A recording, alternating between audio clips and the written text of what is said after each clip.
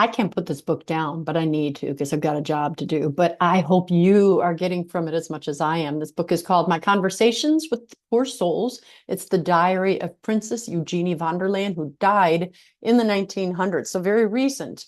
And these souls appeared to her frequently, constantly, actually. So if you like this, if this is helping you, please remember to like, subscribe, share this with a friend. And as always, if you are able, please consider contributing to my ministry. It's really the only thing that helps me to do this. So today I'm starting with a chapter that says, I am the unpunished guilt. August 14th, 1925. Isabella from you, ... found me here, even during the day. I asked, why don't you stay in you? She said, I'll stay with you. For a long time. It depends on your mercy. You have to understand that I also have to help others and can't just give to you alone. She said, draw from your love and you will help me. I said, is it God's permission that you come to me? Yes. I'm very happy that God thought of me. August 23rd. One of the shadows has now taken shape. It's an old man. He is constantly in motion, and his restlessness reminds me of the shadows of wind-swept leaves in the glaring sun on a gravel path. It's all the same rhythm in it. August 25th, the man raged abominably. It got better with prayer. August 27th, he speaks. He yelled at me, help me! I said, sure, who are you? He said, I am the unpunished guilt. What do you have to atone for? I was a slanderer. Can I fix something for you? He said, my word lives on in writing, so the lie does not die. Well, how am I supposed to help? He said, sacrifice yourself. Then he came up to me and pressed his ugly head on my face. It was very bad, but I didn't lose consciousness. But I got a real chill from it. August 28th. I asked, are you feeling better? Did you notice that I offered Holy Communion for you? He said, yes, you atone for my tongue sins. I said, can't you tell me who you are? He said, my name shouldn't be mentioned anymore. Where are you buried? In Leipzig. I can't understand how you find me. He said, the road that must be followed. Will there probably be more on this road? He said, 7. Could you tell me about the other souls? He said, no. I asked, who is still in the room? I see 2 shadows. He said, we are isolated. Does that mean you don't see the others? He said, yes.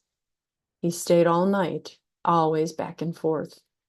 Before I continue reading, I just, the idea of being in purgatory for years and years and being isolated and alone. I mean, I have a friend in prison and they talk about how the worst is solitary confinement. And to imagine being in solitary confinement and not being in the presence of God, the mind can't even comprehend the torture that alone must be. And that's not including any physical tortures that they're experiencing. August 29th, I saw him most of the day. He really haunted me. I asked, why are you always there? I beg you, go away when I'm with people. I can't give you anything after all. Then he pushed me so that I almost fell down the stairs. I said, you must not blackmail my help. He said, where are your sacrifices? I said, forgive me for thinking about myself again. He didn't leave me until 7 in the evening. It was a bad day. I fled into the church and he stopped in front of me, quiet for once. I said, do you see Christ in the sacrament or in reality? He said, the sacrament is for the living, the reality of perception only when I'm clean. August 30th, the man torments me horribly. He pushes and hits me. When I ask why, he yells at me, you forgot me. And I said, but I can't do any more for you. He said, you have to. I said, what else do you want? You pray too little. Yes, unfortunately I do, but I'm so tired that I often can't go on anymore. Leave me alone and I'll pray more. Then he was like an angry man, gave me a push and was gone. At 5 o'clock, he came back, yelled at me, "Get up!" Then he stayed with me until I went to church. When I came back, he was already in my room. I said, "Do me a favor and go away now."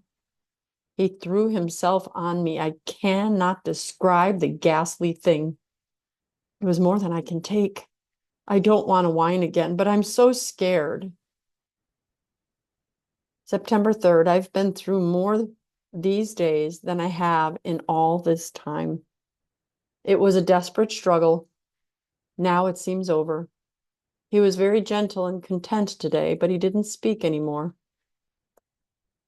September 4th, he came smiling to me.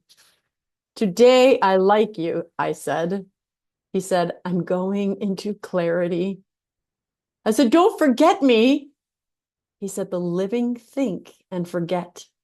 The dead cannot forget what love gave." He was gone, but in the end, it was a consolation again. Who do you think he was? I asked him many questions without getting an answer. The people around me laugh at me because I can be heard talking to myself so often in my room. I say it's a sign that I'm already losing it. I was going to go on, but I do need to mention one more thing. He was a soul being tortured in purgatory for slander, and he said he wrote it down. His sin goes on. It makes me wonder who it is. Was it some atheistic writer? Was it someone who taught some ideology, some modernistic concept that is false, but that others continue to read to this day?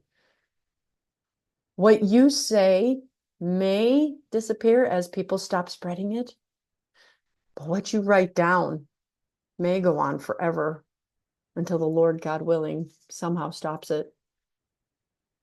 I think of every single action I do now, how I look, faces I make, sounds I make, words I speak, the tiniest of actions. I ponder. Hopefully, they're making me a better person. Hopefully, I will sin less. Hopefully, you will too. I'm Dr. Christine Bacon. Thanks for watching this Bacon Bit. And as always, remember to live your life sunny side up.